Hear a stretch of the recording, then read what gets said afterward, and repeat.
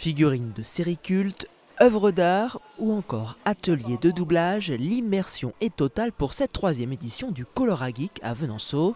Steven, passionné de pop culture, est un habitué de ces conventions spécialisées. Le week-end dernier, j'avais été au Geekfest d'Angers, à la convention Geekfest d'Angers qui est vraiment géniale.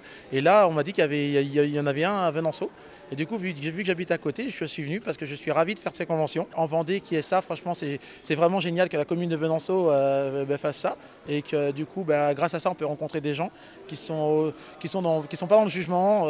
En fait, c'est vraiment, comme je vous l'ai dit, l'esprit de famille, quoi. Et vraiment, saluer le travail aussi de tous ceux qui tiennent les stands.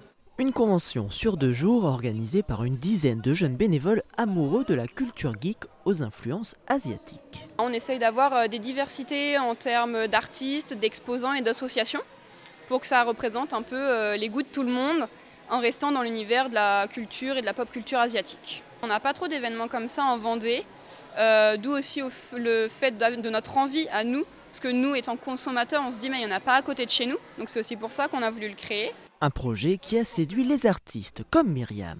J'ai une collègue couturière qui avait le contact de l'organisation et qui m'a dit on marche à 3, en fait on est un trio où on se suit dans les conventions et elle m'a demandé si je voulais venir en Vendée, donc je me suis dit on va aller voir la famille au passage et puis advienne que pourra.